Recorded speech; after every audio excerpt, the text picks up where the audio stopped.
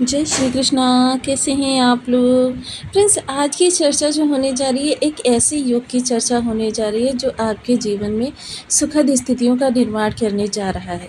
सबसे पहले तो ये जिस भी भाव में योग बनता है वहाँ से संबंधित आपकी परेशानियाँ और बाधाओं को समाप्त करता है, आपके कष्टों को हर लेता है।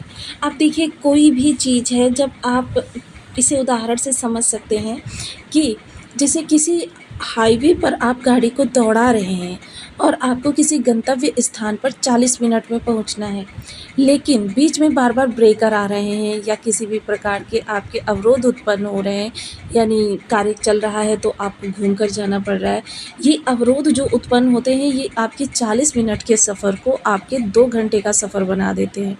कहीं पे ब्रेकर, कहीं पर किसी प्रकार की समस्या, तो क्या होता है कि आप या तो उस हिसाब से अपने कार्यों को सुचारू कर नहीं पाते हैं, या तो फिर आपको जो आपने सोची होती है मंजिल, उस मंजिल तक पहुंचने में काफ़ी लंबा समय लग जाता है। लेकिन अगर ये ब्रेकर हटा दिए जाएँ, ये परेशानियाँ हटा दी जाएँ, ये जो कार्य प्रगति पर है इसका बोर्ड हटा दिया जाए वहाँ से, और आपको सीधे अपने गंतव्य स्थान तक पहुँचने में किसी प्रकार की कोई बाधा ना उत्पन्न हो, तो आप उस स्थान पर सिर्फ 40 मिनट में ही पहुँच सकते थे। लेकिन परेशानियों ने आपको, और क्या है कि ये योग जो बनने जा रहा है वो आपके त्रिक भाव में ही बनने जा रहा है, यानी सोने पर सुहागा। अब त्रिक भाव कौन सा है? वो है आपका षष्ठ भाव। शत्रु, परेशानियाँ, ऋण और कंपटीशन, इस भाव को हम आपकी जॉब से जोड़कर भी देखते हैं। इसलिए इस भाव का बहुत विशेष स्थान होता है जीवन में। इस भाव का शुभ होना बहुत अनिवार्य होता है हर उस व्यक्ति के लिए जो किसी भी प्रतिस्पर्धा से गुजर रहा है। अब प्रतिस्पर्धा देखिए, ऐसा नहीं है कि किसी मनुष्य के लिए स्पेशल है या किसी मनुष्य के लिए उसका कोई महत्व ही नहीं है। प्रत्येक मनुष्य के लिए प्रतिस्पर्धा का महत्व होता है, चाहे वो बिजनेस वाला व्यक्ति हो या फिर वो जॉब वाला व्यक्ति हो या फिर स्टूडेंट वर्ग हो या फिर कहें गृहिणी ही क्यों ना हो। क्योंकि अगर घर में 2 महिलाएं हैं तो उनमें भी कंपैरिजन किया जाता है कि कौन सी महिला श्रेष्ठ वर्क कर रही है या कौन सी महिला अपने कार्यों को सही तरीके से नहीं कर रही है। तो देखिए, ये सारी चीज़ें जो हो रही हैं वो इस समय पर सूर्य और चंद्र के मिलन से हो रही हैं। सूर्य और चंद्र का मिलन किस तरीके से होने जा रहा है? क्योंकि देखिए, सूर्यदेव जो हैं बहुत विशेष ग्रह हैं। ये योग आपको लगभग आगामी 15 दिन तक प्रभावित करेगा, जिसकी वजह से क्या होगा, चीज़ें आपकी बहुत बेहतर होती हुई दिखाई देंगी। जहाँ सूर्य को हम आत्मा से जोड़कर देखते हैं, अपने पिता से जोड़कर देखते हैं, आरोग्यता से, जॉब से, प्राइवेट या गवर्नमेंटेड कोई भी जॉब हो, शासन प्रशासन से, अधिकारी वर्ग से, या फिर आपकी एकाग्रचित्ता से, नौकरी में स्थायित्व से, जीवन में सफलता से, प्रसिद्धि से, इन सब चीज़ों से जहाँ हम सूर्य को जोड़कर देखते हैं, वहीं चंद्रमा को हम मन से, माता से, सौंदर्य प्रसाधन की चीज़ों से, सौंदर्य से, कलाओं से, क्योंकि चंद्रमा की घटती बढ़ती ये क्रिया जो होती है ये इसकी 16 कलाओं को प्रदर्शित करती है, क्योंकि चंद्रमा 16 कलाओं के स्वामित्व लिए हुए होते हैं। तो चंद्रमा जो होते हैं बहुत चंचल होते हैं। चंद्रमा जो होते हैं धन के कारक भी होते हैं, क्योंकि धन में निरंतरता, जिन लोगों के बर्थ में चंद्रमा किसी भी प्रकार से वीक होते हैं उन लोगों का धन कहीं पर फंसना, किसी के द्वारा हड़प लिया जाना, या फिर धन में किसी भी प्रकार से हानि हो जाना, या अनावश्यक व्यय में चले जाना, या फिर आपका रेगुलर इनकम ना होना, ये सारी चीज़ें इंगित करती हैं कि आपके चंद्रमा आपको बहुत ही निगेटिव प्रभाव दे रहे हैं।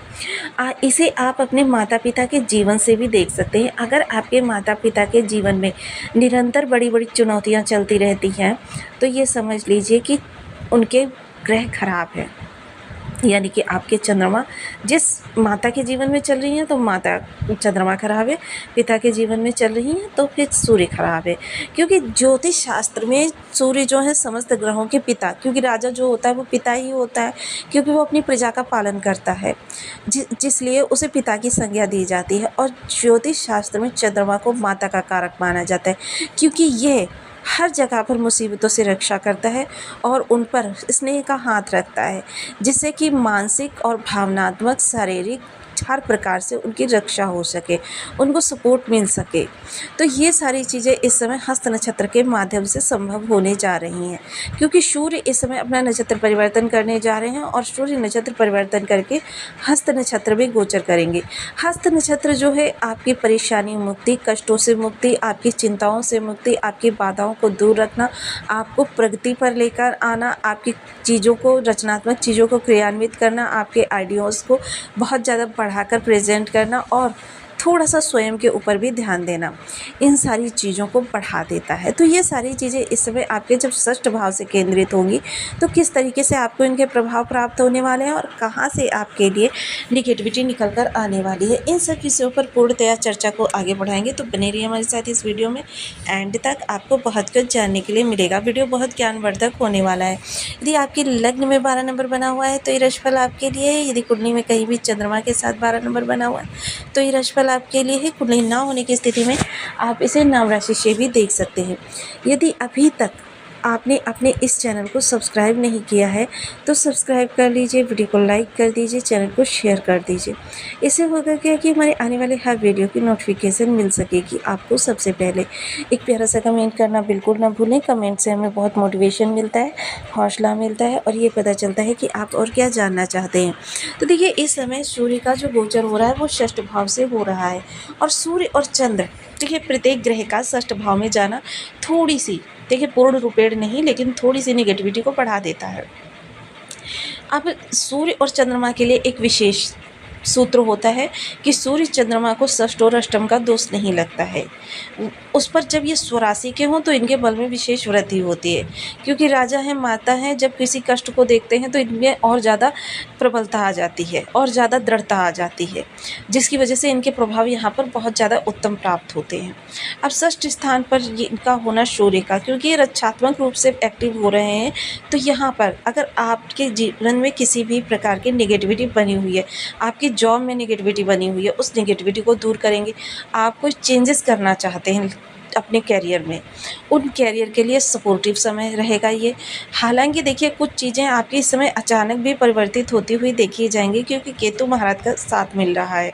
केतु महाराज के लिए देखिए, मैंने पिछले वीडियो में आपको एक चीज़ बताई थी कि केतु महाराज किसी भी भाव में हो आपके और आपको इनके बहुत अच्छे प्रभाव चाहिए, शुभ प्रभाव चाहिए, क्योंकि केतु की निगेटिविटी जो होती है वो राहु से बड़ी होती है।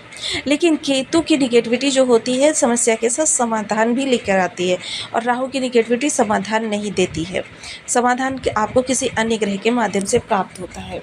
अब यहाँ जब केतु है साथ में तो अचानक का प्रभाव, और देखिए केतु के लिए मैंने ये चीज़ बताई थी कि आपको केतु के जब भी शुभ प्रभाव प्राप्त करने हो तो आपको सबसे पहले सात्विक हो जाना चाहिए, धार्मिक हो जाना चाहिए। जितना ज़्यादा आप धर्म से जुड़े रहेंगे उतना ज़्यादा आपको केतु के लाभ, अच्छे लाभ प्राप्त होते रहेंगे।